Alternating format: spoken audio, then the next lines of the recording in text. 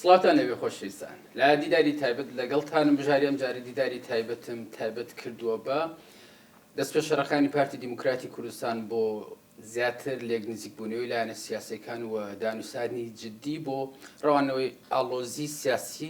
یاخود ئەو هەمە سیاسیانی کە لە هەرێمی کوردستانە هەن چۆن پارتی دەستپێشخەریەکە بە تایبەتی لە کۆنگرەی چواردەی پارتی ینی ئەمە یەکێک لە پلان و پاکێجەکانی بووکە بە تایبەتی لە نێوان پارتی و یەکێتی ساردیەکە هەیە چۆن پارتی دەیە ئەو ساردانە بڕەوێنێتەوە و دۆخێکی لەباری سیاسی لە نێوان هەردوو حزب و حزابەکانی دیکە دروست بکرێت لەگەڵ کاکشوان کوردستانی و کادری پارتی دیموکراتی کوردستان تاتوی ئەم باسە ئەکەین کاکشوان بەخێراتی. زۆر سپاس کاکشوان. زۆر سپاس بۆ بەڕێستان. کاکشوان چۆن ینی ئێمە تقریبا زۆر بەڕۆنیت بتوانین بەرچاوڕۆنیەک دروستکەین بۆ ئەم بارودۆخی هەرێمی کوردستان لە ڕووی سیاسی و کە چۆن تا ڕادەیەک ساردی هەیە و دانووسان و دانیشتن لەسەر مێزەکان تا ڕادێ وجودێکی واقعی نێەوە یەکێمەی بینینەوە زۆرجار لە میدیایە زاقەکرێتەوە بە تایبەت یەکێتی نیشتیمانی کوردستان لە حکوومەتە بەشدارێکی ڕسمی و وەزاری حساسی بەدەستەوەە چۆن لە نێو میدیا ئەمە زەق نەکرێتەوە یاخود سوسیال میدیا نەوترێت پێکەوە هەرچی ئارەشێ بە پاکێژەکە بە هەرچی هینێک پێکەوە دانیشت قسە و باسی لەسەرکەن ئەمە چەند گرنگە ینی بۆ خوێندنەوەیەکی سیاسی و بە دانیشتوانی هەرێمی کوردستان بتوانن بەرچاویان ڕوون بیانی گرفتەکانی هەرێمی کوردستان چێ لە نێو لایەنە سیاسەکان لایەنە سیاسەکانەوە. وەڵێ زۆر سپاس. دیارە ئەوەی کە ئێستا گوزارێت لە هەرێمی کوردستانە بریتیە لە لێک تێنەگەیشتن و بریتیە لەوەی کە لایەنە سیاسیەکان ناتوانن لەسەر ئەو وەرەقانی کە هیانە ڕێکەوتن بکەن بە تایبەتی ئەمانە لە دوای کۆمەڵێک گرژی سیاسی کە ڕوویدا لە نێوان دوو حیزبی دەسەڵاتدار بە شێوەیەکی گشتی قسە بکەین و دواتر دێنە سەر ناوەڕۆکەکەی ئەم گرژە سیاسیانەوەی کردووە کە هەر حیزبێک بەشدار بوو لە ناو حکوومەتە بە تایبەتی ئەوەی کە بەڕێزت باسی کرد حیزبی ناوبرا و خۆی بکشێنێتەوە لە پرۆسەی حکومڕانی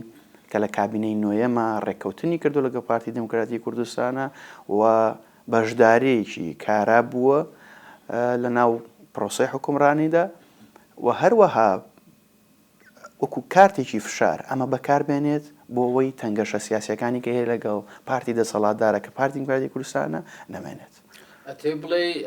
ینی بەناڕاستەخۆ و دەستشکاندنەوەیەک بەکارێنێم سراع سیاسیانە بۆیە بەڕوونی ینی ناخرێنە بەرباس و گفتوگوی سیاسی بە تایبەتی کە من ئاماژەم پێ ینی یەکێتی نیشتیمانی کوردستان لە نێو وەزارەتە وجودێکی واقعی هەیە و زیاتر لەو پۆستانش کە پارتی لە هەڵبژاردنەکانی پێشوایانی لە بەشی خۆی خۆش بۆ تا ڕادەیە وەزارەتی زیاتری بەخشیەوە بە لایەنەکان و بە تایبەتی یەکێتی نیشتیمانی کوردستان. بەڵێ کاک چۆمان خۆی لە بنەڕەتدا هەر حیزبێکی هەر حکوومەتێکە پێک دێت بە تەوافەقی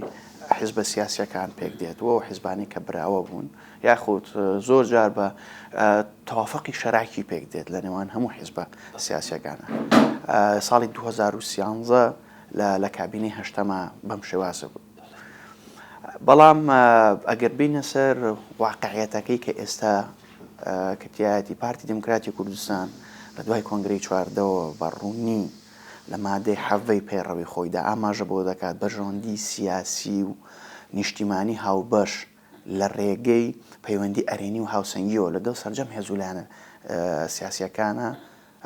چۆنەڵی تاو توێ بکات یاخود فەرعام بکات. پارتی هەمیشە بڕوای بە بنەماکانی لێک تێگەیشتن و سازان و گفتوگۆ هەیە بۆ چارەسەرکردنی کێشەکان. بەڵام کێشەکان لە دەرەوەی حکوومەتە کێشەکان کێشەی سیاسین دەبێت لە سەرمێزی گفتوگۆکان چارەسەرکرێت و بکرێتە پاگێژێک بۆ ئەوی بتوانین حکوومەتێکی تەندروست و سەلامەت و حکوومەتێک کە خزمەت بە هاونیشتمانیان کە حکوومەتێکی سەرتاسەری بێت. پارتی باوەڕی بەمانە هەیە لە ناوەڕۆکی کارکردنیە و لە زاهریەشە. بۆیە ئەوەی کە ئێستا لە هەرێمی کوردستان هاو تەنگەشە سیاسی کە دروست بووە ئەم داوای پارتیە کە لایەنە سیاسیەکان بەدەمیۆنایەن و بە تایبەتی دەتوانین بڵین یەکێتی نیشتیمانی کوردستان بەدەم ئەم داوا نایەت و نادە سەرمێزی گفتوگۆ پرسەکان چارەسەر بکات لە پشت مێزی گفتۆگە کێشەکان بێنێتە ناو کۆمەڵگاوە ناو شاشەی میدیا و لە ڕێگەی بەیان نامە و لە ڕێگەی لێدوانی نافەرمی زۆر جاریش لە ڕێگەی لێدوانی فەرمی نابەرپرسیارانە دەیەوێت ئەم پرسانە چارەسەر بکرێت کە ئەمە چارەسەری بەم شێوازە نییە. چارەسەریە ئەزەلیەکە ئەوەیە کە دەبێت گەڕێنەوە ئێمە بۆ دیالۆگ حیوار و هەروەها چۆن پێشپێکهێنانی هەموو کابینەیەک هەموو لایەنە سیاسیەکان بەیە کۆدا دەنیشن کۆ دەبنەوە لەسەر پۆستەکان کۆ دەبنەوە لەسەرەوەی ڕێبکەون هەریەکە و پشتی خۆی کە چەند بەردەکەوێت بۆ باڵێ بە دڵنیایەوە بەم شێواش ئێستا کاتێک کە تەنگەژەیەک دروزە بێت دەبێت بە حیوار چارەسەر بکرێت دەبێت بە گفتوگۆ و دیالۆگ و سازان چارەسەر بکرێت. کاکشمان تەبەن بۆ هەر ئارەشێ هەر گرفتێ بە تایبەتی ئالانگارێکی سیاسی بێتە پێشەوە ئەلتەرناتیڤێگێ ینی شوێنگرە و بەدیلێگێ بۆ ئەمە ینی ئەمە تا ڕادێ ئەمە لە دنیای سیاستا بە کۆمیدی بینینەوە ئەویش ینی لە بەدیلی ئەمە بۆ نمونە ئێستا پەرلەمان تەمەنی درێژ کراوەتەوە وەزارەت بە هەمان شێوە بۆ بەدیل لە بەدیلی ئەمە نابیسینەوە داوای هەڵبژاردن بکرێت یاخود خودی ئەندام پەرلەمانەکانی ینی حزبێکی باڵادەستینی وەرێمی کوردستان تەمەنی پەرلەمان درێژەکات و لامان کاتێ لە نێو سوسیال میدیای بینین ئەو جارجارڕن حکوومەتی ماوە بەسەرچی یاخود پەرلەمانی بەسەر خۆی تەناقۆس پارادۆکس بەدیل هەیە بۆی بە هەڵبژاردن بکرێت. بەڵام پارادۆکسی سیاسی لە خیتابی لایەنەکانە زۆر بەڕوونیەمە دیارە بەداخەوە لە کابینەکانی پێشوا بینیوانە لە کابینەی یەکگرتووە لە 2005 ئەمە بینیومانە بە بەردەوام هەتاکو حملەی پێش هەڵبژاردن بەشدارێکی کارە لە ناو حکوومەتە کە دەکات نزیکی حملەی هەڵبژاردن دەکشێتەوە بۆی هەموو کێشەکان بخاتە سەر ملی حیزبی پێکهێنەری حکوومەت یاخو پێکهێنەری ئەو کابینەیە. ئەمە تەبیعەتێکە لە سایکۆلۆژیای تاکی ڕۆژهەڵاتیا هەیە بەداخەوە کە هەمیشە دەیەوێت کێشەکانی سەرخۆی بخاتە سەرلایەنێکی دیکە یاخود ئەوەی کە پێی دەوترێت ئەعفا عن المەسئولیە لە یاسای عێراقیەوە تا ڕاکردن لە بەرپرسیارەتەکان بەس بۆی بەرپرسیارەتەکان خۆی هەڵنەگرێت. پارتی بە پێچەوانەوە هەمیشە بەرپرسیارەتەکان هەڵدەگرێت و چارەسەریشی پێیە و ڕێگە چارەی بەردەوامیش دادانێت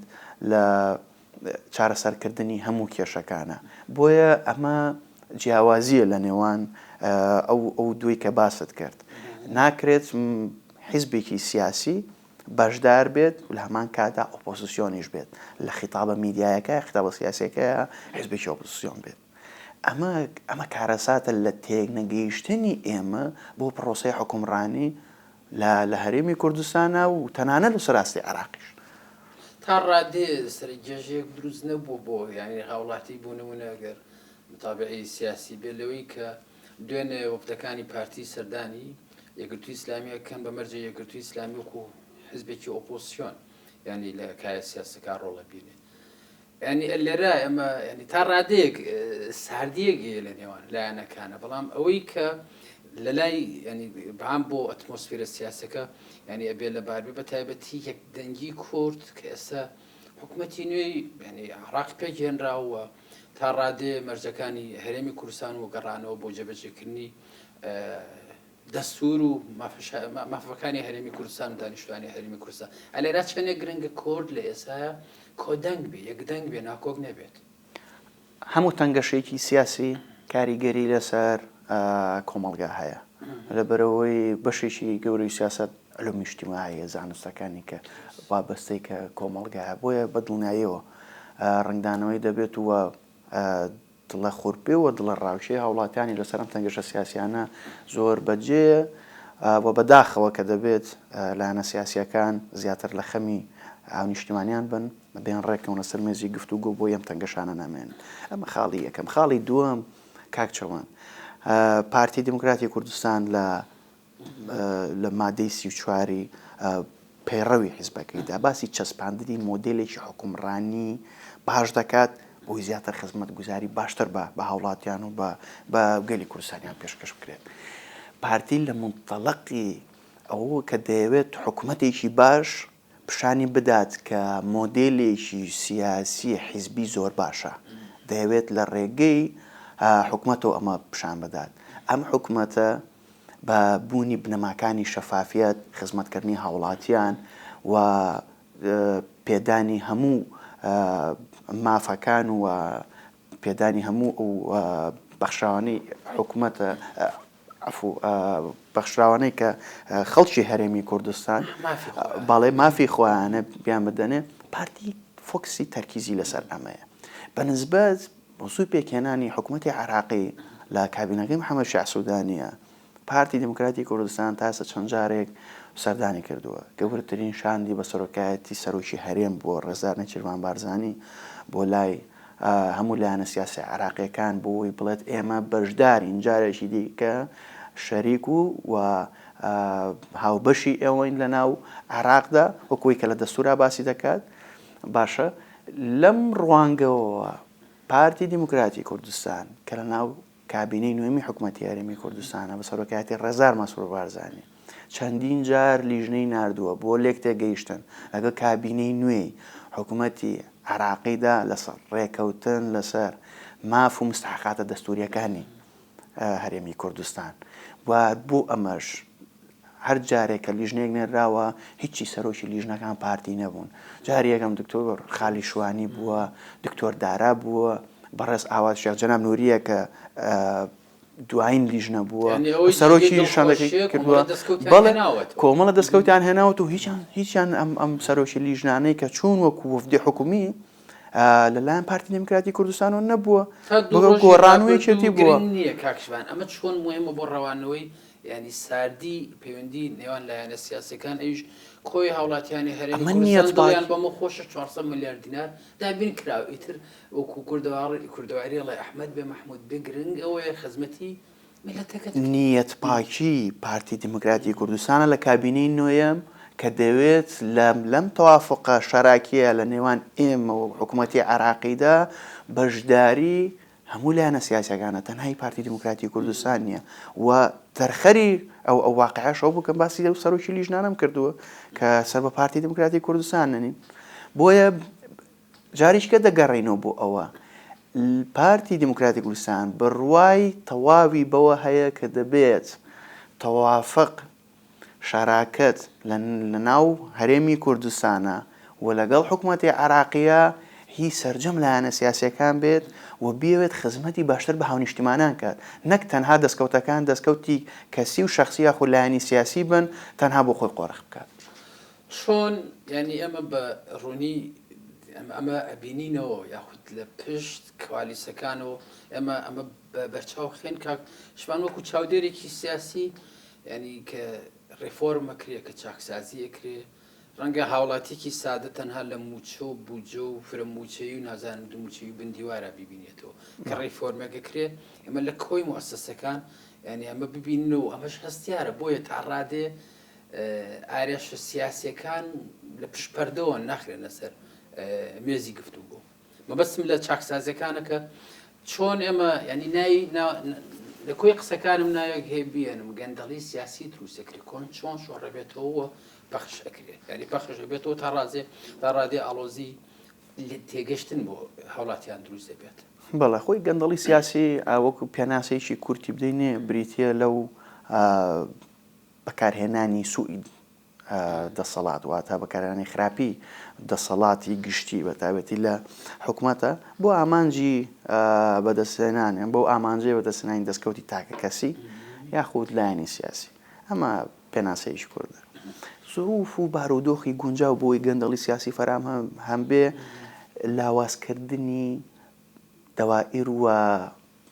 لاوازکردنی حکوومەتە لەو شوێنی کە دەسەڵاتی تێدایە خاڵی یەکەم خاڵی دووەم غیابی دیموکراسیە نەهێشتنی دیموکراسیەت یاخود کەمکردنەوەی دیموکراسیەت بۆ ئەوەی بە مرتاحی بتوانن چاودێری نەبێ بۆی بتوانن شەفافیت لە کارەکان نەبێت بتوان گەندەڵەکانە بکەن سێمیان دەسەڵاتی دروستکردنی بڕیار یاخود سۆنعی قەرار ئەو کەسانە نەبن کە لەناو حکوومەتە لەناو حکوومەتان نین لە دەرەوەی حکوومەتن بۆیە هەموو کارانە کە دەیکەن بۆی حکوومەتیشی لاوەسە بەداخەوە لە ژێر ئیدارەی دەسەڵاتی یەکێتی نیشتمانی کوردستانە هەموو ئەم سێ خاڵانە جێبەجێ دەکرێت بۆیە دەبینی گەندەڵی سیاسی زۆر بەڕوونی دیارە و زۆر شایعە بەتاخەوە کە ئەمانە هەرسێکیان لەگەڵ نەهج و پەیڕەوی حیزبی دەسەڵاتداری ئەم شارە کە دوو حیزبن هیچیان ناگرێتەوە بەڵام ئەوەیە کە لە ئینگلیزیە ئەپرێنس دیموکراسی واتە دیموکراسیێکی زاهریە تەنها ئەمانە پیشانی دەدەن لە ناوەڕۆکە وەهانین ناوەڕۆکە نە باوەڕیان بە دیموکراسی هەیە نە باوەڕیان بە بنەماکانی دیموکراسیش هەیە تەنها ئەوەی کە باوەڕیان پێ هەیە لەکوێدا مەشروعەکانی خۆیان جێبەجێ بکرێت کە هیچی لەگەڵ مەشروعیەتی بنەمای تەندروستی حکومڕانی یەک ناگرێتەوە. ینی بە ڕوونتر کاکشمان پێمان بڵێت بڵێ مەرامە کەسی شخصیەکان یا بە ڕوونتر بەم شێوە من پرسیارەکەم ئاراستی کاکشمان کەم لەوەی کە حەزب دروست ئەبێ ممارەسەیەکی دیموکراسی سیاسیانی خۆیەکە بۆی کەسەکان ڕاست پێرە کە ئەرکەکان لەنێو حکوومەت تەطبیقن بەڵام ینی جێبەجێکەن بەڵام ئێمە ئەیبینینەوە کەسەکان لەنێو حەزبدا ئێستا ینی ئەو کەسانە ئاراستەکە کە بێت نمایەندەی حکومی بکەن لەنێو وەزارەتەکانە. بەڵێ تەنها هەر وەزارەتەکان نییە داوایرەکانی کەشمان کارمەندێ دەتوانێت گەندەڵی بکات ڕەنگە وەزیرێک ئەوەی پێ نەکرێت بۆیە نەهێشتنی گەندەڵی پرۆسەیەکی زۆر درێژە کە لە کابینەی نۆیەمدا لە دەست پێشخەری یەکەم کە پارتی دیموکراتی کوردستانەوە پرۆژەی ژمارەیەکی چاکسازیە یاسای ژمارەیەکی چاکسازی ساڵی 2019 کە بە وردی هاتۆتە سەرخەت بوو هەموو ئەمانە لە پێناو نەهێشتنی گەندەڵی لە نێو هەموو داموندەزراوەکانە بەڵام کاتێک کە دەسەڵاتی سیاسی محاولەیە هەوڵی ئەوە دەدات کەەوە گەندەڵی سیاسی بەرهەمبێنێت ئەوەیە کە هەوڵ دەدات حکومەت یاخود جومگەکانی حکومەت لاواز بکات. پارتی دیموکراتی کوردستان لە مادی 35 و 36 پێڕەوی خۆشیدا کە بە واقعین کاری لەسەرەوە دەکات بەهێزکردنی سەروەری یاسا وەروەها نەهێشتنی هیچ تەداخولاتێک لە ناو داموندەزگاکانی بڵین دادوەری یاخود دەستێوەردانی سیاسی لەنێو بەڕێوەبردننی دادگاکانە بوو لە پێناو ئەوەی کە ئەم نێڵێت ئەم فەسادە سیاسیە دروست بێت و لە پێشتر بینیومانە لەسەر کەیسی تیرۆرکردنوانە زۆر بەزەقیاتەوە سەرخەت کە دەوێت ئەم بنەمانە کە بنەمای تەندروستی بەڕێوەبردننی وڵاتە جێبەجێ بکرێت بەڵام لە لایەنێکی دیکەوە دەبێتە تەنگەشەی سیاسی لەبەرەوە ئەمە گەندەڵی سیاسەکەیە کە دەیبینینە ناو چوارچێوەی حکومڕانیان لەن لایەنێکی سیاسی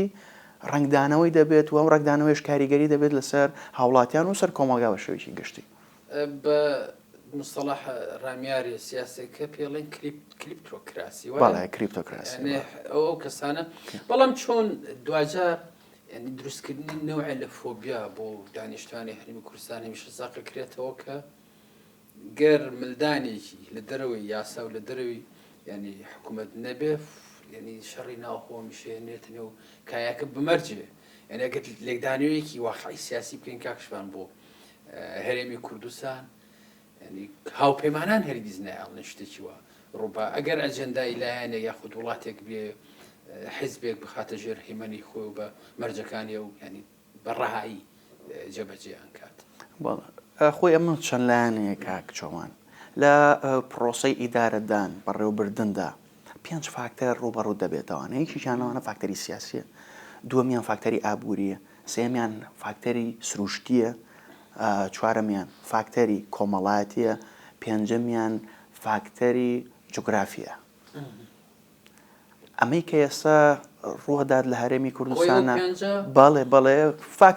معارەزم بۆ ئەوەی ئاخو ئیدارەیەکی تەندروست بێت بەڕێوەبردنێکی سەلیم و ڕەش حکمێکی ڕەشیدانە بێت یاخود حکمێکی فاسدانە بێت. تەنگەژەی سیاسی ئەوەی کە لە ئێستایە خود بڵێن فاکتەرە سیاسەکە ئەوەیە کە بەداخەوە کاتێک کە هێز لە لای چەند لایەنێک بێت وەکو کارتێک بەکاری بێنێت لەوەی کە ئەمە سنووری دەسەڵاتی خۆمە یاخۆت ئەمە سنووری حکومڕانی منەوە من مامەڵی پێواکەم و ئەگەر ئەمە نەکرێ بە دڵی من نەبێت ئەو شەڕی ناوخۆ دروست دەبێت لە کاتێکا بێەوەی بیر لە بەرژەوەندی گشتی هاوڵاتی بکەمەوە بیر لەوە بکەمەوە کە بەڵێ وڵاتیە بێت دووەم بیر لەوە بکەمەوانێ کە بمێت وڵاتیشی بەهێز و جومگە و بنەمای بەهێزی نەبێت ئەوەیە کە ئەو مستەڵەحانەی شەڕی ناوخۆ و مستەڵەحی ئەوەی کە هەمیشە بەر ڕکابەری لەگەڵ یەکەوە چۆن ئێمە لە کوردی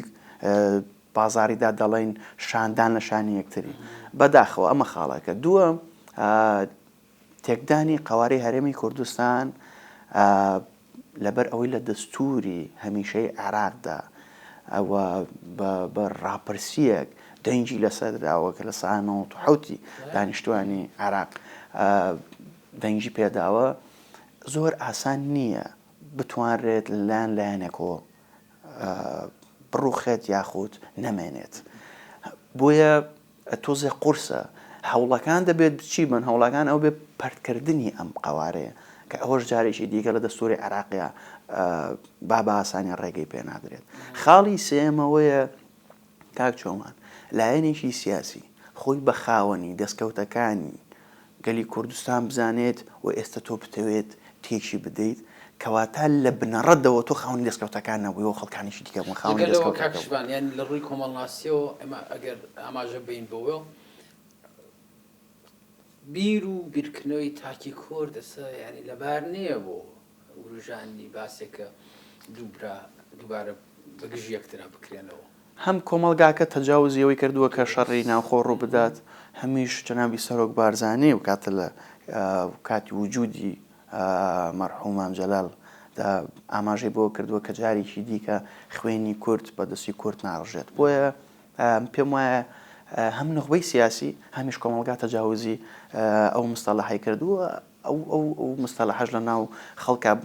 وەکو گاڵتە پێکردنێک ئێستا زیاتر وای لێ هاتووە، چکە لایەنێکی سیاسی بۆ لە پێناو بەرژەوەندی شەخسی و سیاسیدا نابێت باز لە ئەوە بکات کە شەڕی ناخۆ دروست بکات یاخود ڕۆڵەیە وڵاتە بە کوشتەمەدا. لە کۆی باسەکە وەکو دواتەوەر کاکشوان کوردستانی چۆن هەموو ئەم باسانە ئەگەر ئێمە کۆیانکەینەوە و بیخوشین ئەکاتە گەندەڵی سیاسی وەکو دوا قسە، ینی گەندەڵی سیاسی ئەمەیە ئەگەرنا تا ڕادێ شتەکەش هەنت سەخت نییە لەو ئەگەر پابند بەس لێ بەرژەوەندی هەردوو حزب زۆر لەوە گەورەتر و فراوانترەکە. ئەگەر لایەنێکی سیاسی بەشداری حکوومەت پابند نەبێت بە بنەماکانی بەڕێوەبردنێکی سەلیم و ڕەشیدەوە ئەوە دەچێتە ناو بازنگەی گەندەڵی سیاسیەوە نەسەن و حرفەن وەکو عەرەبە وترێت. نقطە. دنیا سپاس بۆ کاکشوان کوردستانی بەوکو کادری پارتی دموکراتی کوردستان لەگەڵمانە. زۆر سپاس. سپاس بۆەوە. سپاس بۆ بەڕێستان. خۆشەویستان و ئازیزان، ئێوەش هەمیشە تەندروست و کامران.